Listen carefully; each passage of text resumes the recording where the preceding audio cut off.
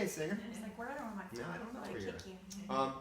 So where we left off is we did the inside of the leg compressed the top of the leg, right, when we're sitting on it. You all remember that, right? Yes. Okay, so now we're going to do some other things before we transition. So we're going to do a little bit more leg stuff. So after the compression, what we're going to do is we're going to come like this and just do a little hamstring stretch. So lifting up, right, supporting at the calcaneus, and I'm coming up on one knee and one foot and placing my hand just above the patella and keeping a little back pressure here so the bones align more readily. That makes for a good stretch of the hamstring. So a little pressure here aligns the bones, and then you're just going to move forward until you feel some sort of resistance, and just hang out there, right?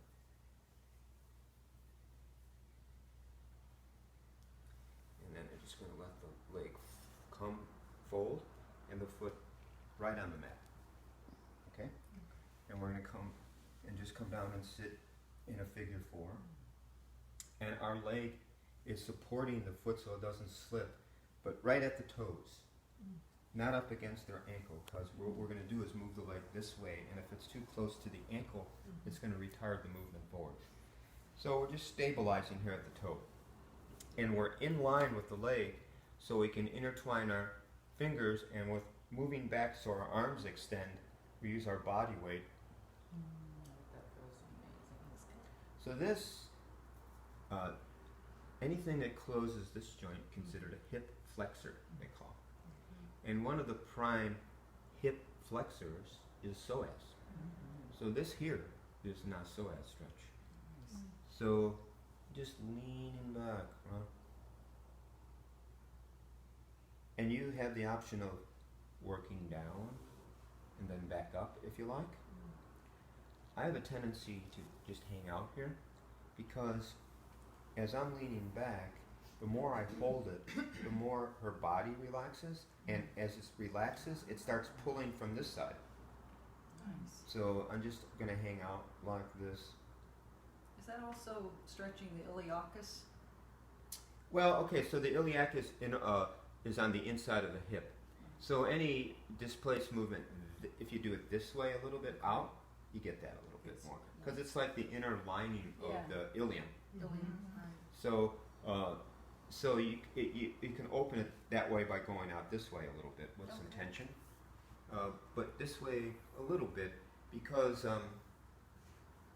you know, it has some fascial commitment to the psoas itself. Because it's the iliopsoas is the full name of it. So there's some fascial inner connection to that. Nice. So I hold, you know, I might slip my foot under there and just give it a little lift. That's nice. And again, that's determined by the size of the person. You know, like I'm not going to stick my foot up there. Person's, you know, heavy and, you know, but here, just levering on my heel, just lifting up, it creates a nice little arc there, which adds to the stretch. Just a little something. Stretch a little intercostal. All right. So then you're just going to come like this, and then see a position I'm in here. And that economy of movement to get into the next position. So just up like this, and bring the leg across so we can work the outside. Now, a couple things. When you bring the leg across and here, if there's some tightness, it might kick the leg out this way. So what you do is you just put your knee right at the ankle retinaculum to lock that in. And you use your body weight and your hand right at the edge of the leg, so you're taking advantage of the lever, and you lean in, and then I'm going to slide my foot here to support it. So now it's locked in. And you have a nice stretch. And when you're dealing with the side of the body here, you're dealing with, remember this Makaho stretch for the gallbladder meridian? So you're stretching, or you're opening up the IT band, but also a portion of gallbladder meridian. So in this position, I'm going to feel for the hip bone, and I'm going to come right behind it and use the palm of my hand just to compress in there. And because the work is in front of me, I can just let my body weight sink in. Okay? And I'm compressing in on the exhale. Now say you have some awareness about not wanting to hyperextend your wrist so much, and or the person you're working on is bigger, that you want, the intention doesn't change, you want to add compression here, but simply what you can do is this. Instead of this, just so you're behind your work and you have nice contact. It's okay? And you know, the more you use your knee or your feet, you build up that sensitivity, so you can tell what's good pressure. And then you just take that all the way down to the knee, addressing that portion of the gallbladder area. And then you're just going to let it come open and up, and the arch of the foot fits right back. So now you can, from this position, you lunge forward to continually open up the hip. So you see how one thing leads into the other, and this one knee, one foot allows you that mobility to go back and forth, and the arch of the foot fits really nicely. So you really don't have to use your hands. But the only time I'll use my hand is if there's some additional tightness through the pelvis, this leg might start coming up.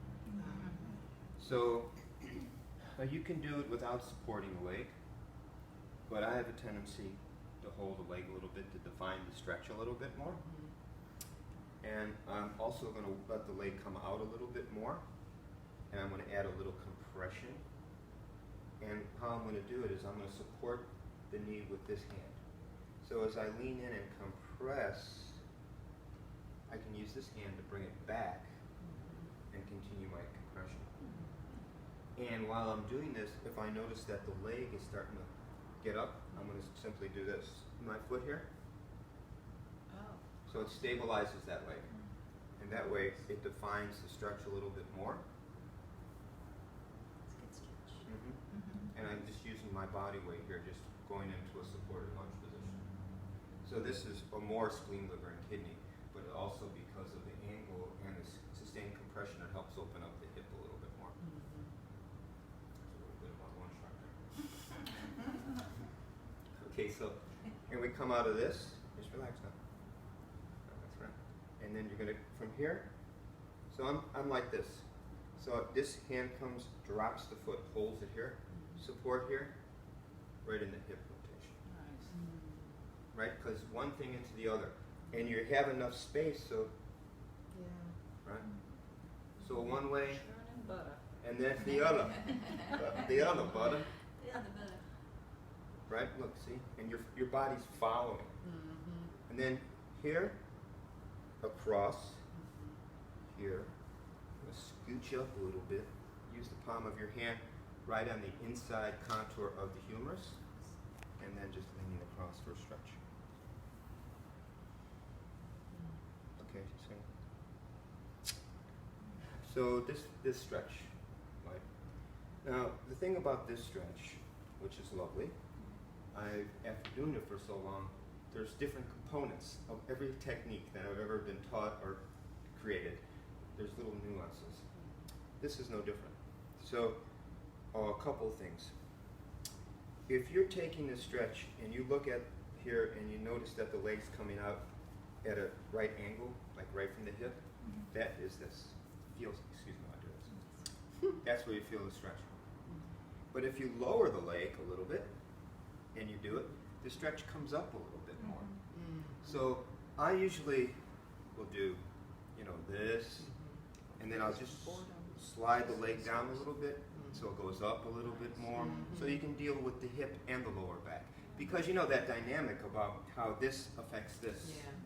So that way, just this simple variation of angle lets the stretch go in. The other thing is, because we're all different sizes, makes and models, that sometimes doing this is hard for the person because their arms. So this, you take your foot and you put it through there. like this. Nice. And this puts your hara over the work more, and it gives you more Nice leverage to do the stretch, Yeah. right? Like the bigger dudes, because I work on some professional athletes, I'll just use my body weight to get the stretch, Nice. you know? Right. So that's that much. All right. Yeah. Okay. And after this, then I would just move them into sideline, which I'll do, but we'll stop there. We'll do this part, and then we'll do the